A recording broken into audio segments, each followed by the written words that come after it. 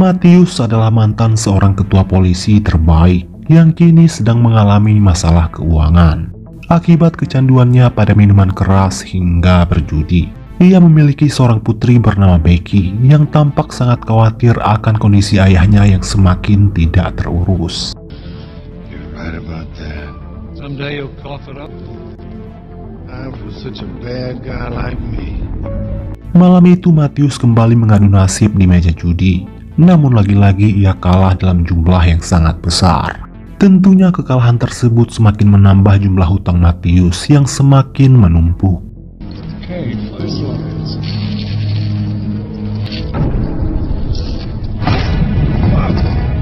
Setelah itu Matius beranjak pulang dengan raut wajah runyam. Di luar kasino, Matius dihampiri oleh seorang pria. Pria itu menyampaikan pesan dari atasannya yang ingin bertemu muka dengan Matius. Namun Matius tidak tertarik. Lalu kemudian muncullah beberapa orang rekan dari pria tersebut yang berusaha membawa Matius secara paksa, sehingga terjadilah perkelahian. Kemudian datanglah seorang pria mengancam Matius dengan senjatanya. Pria ini bernama Blue. Ia merupakan tangan kanan si ketua mafia yang ingin bertemu dengan Matius.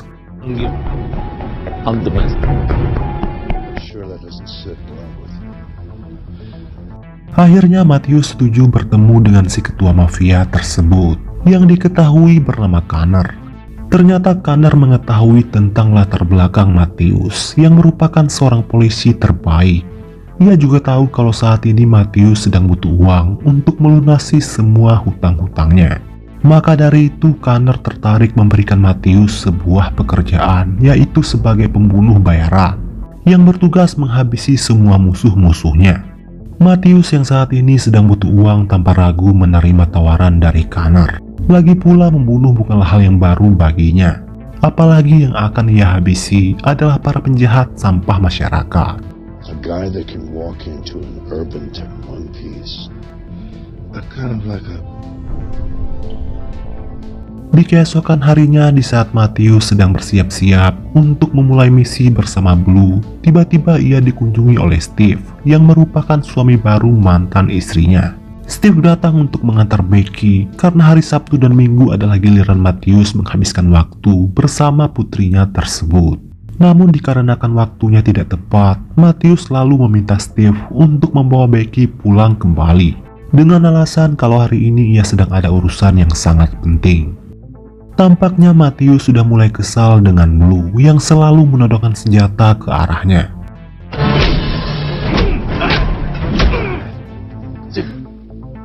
Setelah diberi sedikit pelajaran, Blue lantas menyerahkan uang beserta foto target yang akan dihabisi oleh Matius. Target pertama yang akan dihabisi oleh Matius adalah seorang ketua mafia asal Italia bernama Bruno.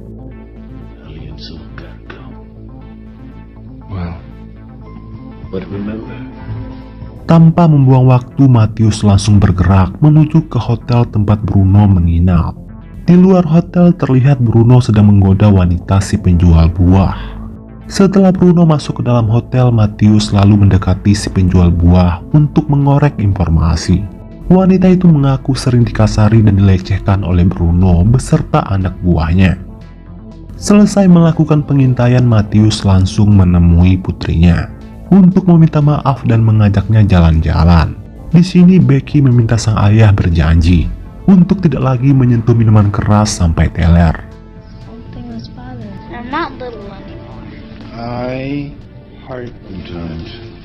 Setelah seharian menghabiskan waktu bersama, Matius pun kembali ke rumah sambil menggendong Becky yang tertidur karena kecapean. Kemudian ia menyusun rencana untuk menghabisi Bruno. Ketika hendak meneguk minumannya, Matius teringat akan janjinya kepada Becky, hingga ia pun batal meneguk minuman tersebut. Singkat cerita, di keesokan harinya, terlihat Matius sedang memantau Bruno di sebuah bar. Di sana Bruno terlihat sedang marah-marah kepada seorang pria yang telat membayar hutangnya. Lalu di sana tanpa sengaja Matius bertemu dengan mantan pacarnya yang bernama Andrea. I could use a drink. You okay? Very well. Setelah berbincang panjang lebar, Matius lantas membawa Andrea ke rumahnya untuk melakukan ritual pengenceritan. Lalu adegan beralih pada besok malamnya. Kala itu Bruno dan rekan-rekannya sedang membahas bisnis haram mereka yang semakin hari semakin berkembang pesat. Di sana Bruno lagi-lagi menggoda seorang pelayan dengan kata-kata yang tidak pantas.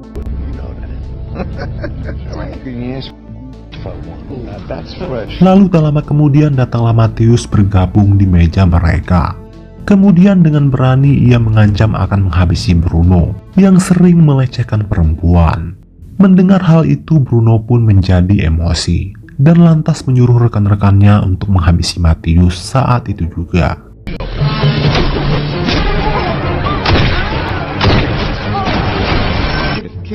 Namun Matius berhasil membalikan keadaan dan membuat posisi Bruno terpojok.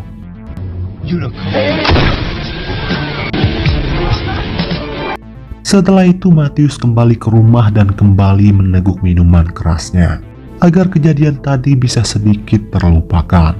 Lalu tak lama kemudian Blue datang untuk memberikan misi selanjutnya beserta bonus karena ia telah berhasil menghabisi Bruno tepat waktu. Target Matius selanjutnya adalah seorang ketua Yakuza bernama Hitomi.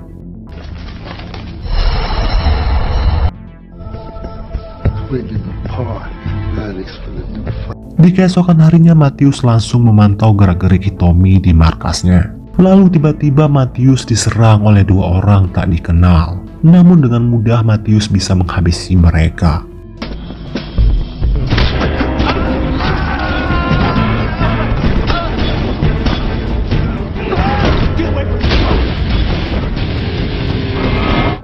Setelah itu Matius mendatangi sebuah gedung kosong untuk melatih skill menembaknya. Lalu tiba-tiba Blue datang.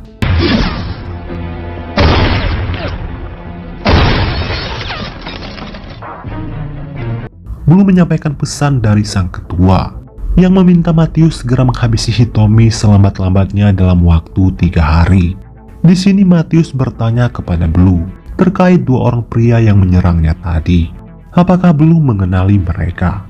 Atau jangan-jangan dia yang mengutus mereka untuk menghabisi Matius? Blue menyangkal tuduhan Matius dan berkata kalau ia sama sekali tidak kenal dengan mereka.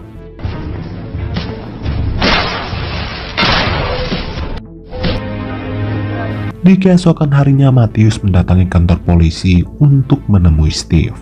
Ternyata Steve adalah seorang polisi yang menjadi partner Matius dalam bertugas. Namun Matius dipecat dari kepolisian secara tidak hormat karena kasus pencurian uang. Maksud kedatangan Matius untuk meminta bantuan Steve dalam mencari info tentang latar belakang Blue, karena Matius merasa Blue berniat ingin mencelakainya. Akan tetapi Steve enggan membocorkan info tentang Blue, mengingat Matius bukan lagi seorang perwira polisi, melainkan kini ia hanyalah warga sipil biasa.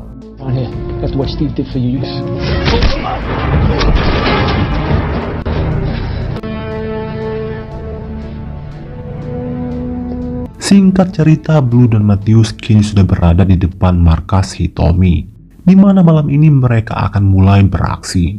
Kemudian Blue menyuruh Matius masuk lewat pagar belakang, karena di sana sudah ada anak buahnya yang menyamar. Sesampainya di sana, Matius langsung disambut oleh anak buah Blue dan membawanya masuk ke dalam dengan mudah.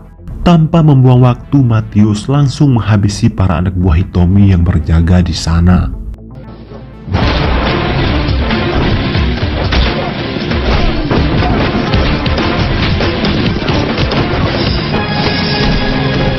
Setelah menghabisi mereka semua, Matius langsung masuk ke dalam kamar Hitomi yang kala itu sedang bermain kuda-kudaan. Namun saat hendak keluar, Matius kembali harus berhadapan dengan anak buah Hitomi yang masih tersisa. Namun kali ini Blue turun tangan membantunya.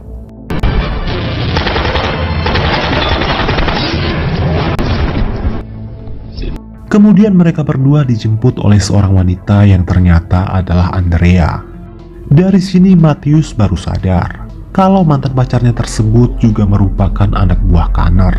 Di sini Matius tampak sedikit kecewa karena Andrea menyembunyikan hal ini darinya. Matt, huh? Can't walk away from this?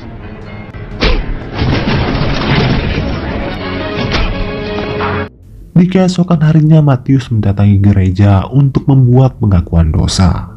Di depan pendeta, Matius menceritakan perihal dirinya yang dulu merupakan seorang polisi.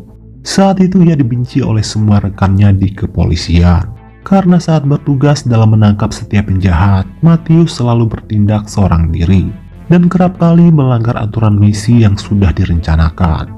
Suatu ketika Matius dan rekan-rekannya berhasil menumpas kelompok mafia kartel dan menyita uang hasil bisnis haram mereka yang berjumlah jutaan dolar. Namun tiba-tiba uang tersebut menghilang karena saat itu Matius sedang dalam keadaan mabuk dan tidak ingat apa-apa. Kepolisian lantas menuduh Matius yang menggelapkan uang tersebut. Mengingat Matius dulu merupakan seorang pemabuk dan memiliki banyak hutang akibat kalah berjudi. Sebab itulah Matius diberhentikan secara tidak hormat dari kepolisian. Tidak sampai di situ, Matius juga dicampakkan oleh istrinya. Kemudian sang mantan istri menikah lagi dengan Steve yang merupakan rekan Matius saat di kepolisian. Di keesokan harinya, Andrea mendatangi Matius untuk memberikan bonus uang serta foto target selanjutnya. Dan Matius sangat kaget, karena target yang akan dihabisi selanjutnya adalah Steve. Matius sampai tak habis pikir, kenapa orang baik seperti Steve malah berurusan dengan si ketua mafia seperti Connor. Jelas Matius menolak menghabisi Steve, karena selama ini Steve sudah memperlakukan putrinya dengan sangat baik, layaknya seperti anak kandung sendiri. Not me, of course. But, You never talk to me. Lalu di keesokan harinya Matius langsung mendatangi Steve dan memberitahu perihal dirinya yang menjadi incaran untuk dihabisi. Steve yang penasaran lantas bertanya kepada Matius, siapakah orang yang menginginkan ia mati? Namun Matius enggan menjawab dan langsung pergi dari sana.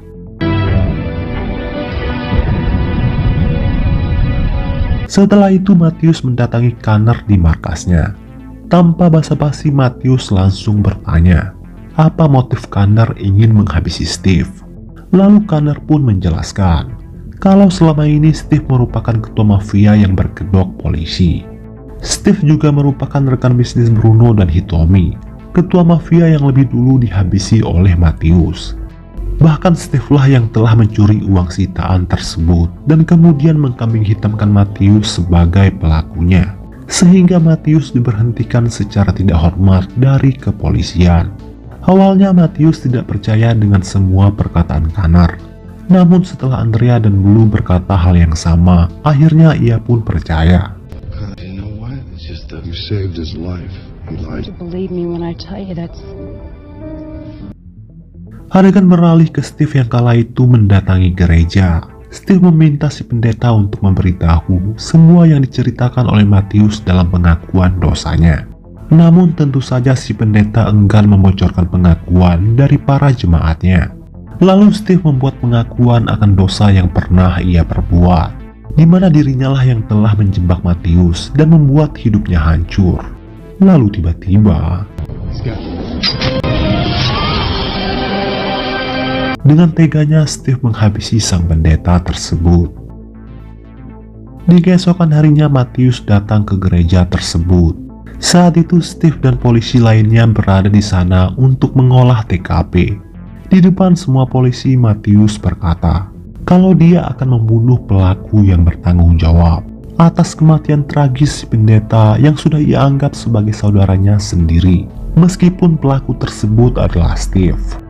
Mendengar hal itu, Steve pun emosi dan langsung menugaskan anak buahnya untuk menangkap Matius saat itu juga. Because, You're on the side, let him win, but he's not going anywhere.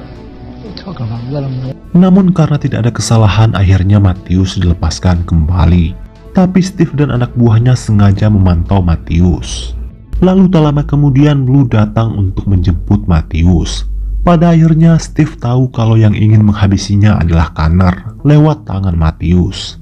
Sehingga terjadilah baku tembak di antara mereka.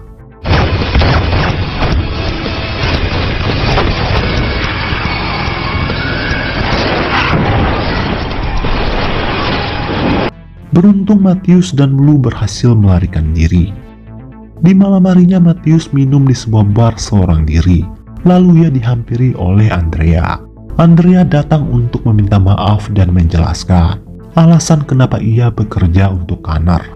Tak lain karena Andrea berhutang budi kepada si ketua mafia tersebut.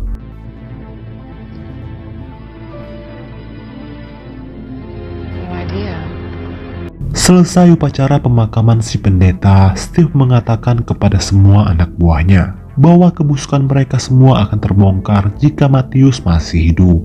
Maka dari itu Steve menugaskan mereka semua untuk segera menghabisi Matius yang sebentar lagi akan datang ke sana untuk melayat. Singkat cerita, Matius pun datang bersama Andrea sambil membawa senjata karena Matius yakin Steve pasti akan menyerangnya.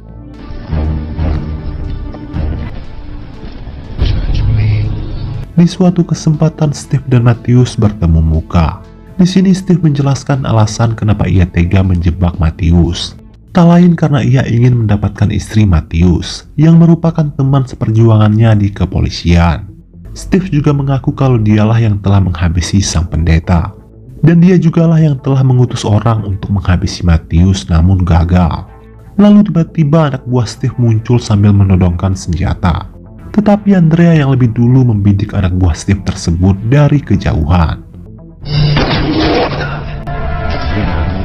Namun Steve tetap santai karena ia sudah menyandera anak Matius. Lalu dengan sigap Steve menembak Matius. Beruntung Matius memakai rompi anti peluru.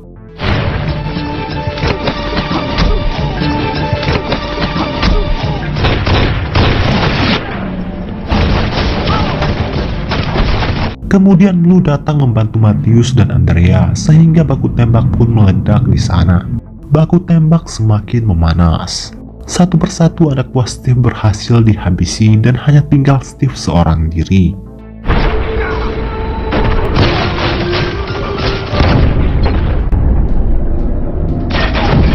Namun malangnya Blue harus tewas dalam baku tembak tersebut. Pada akhirnya Matius berhasil menghabisi Steve. Setelah itu Matius memasukkan jasad Steve ke dalam mobil. Kemudian ia menembak mobil tersebut sehingga jasad Steve ikut hangus terbakar.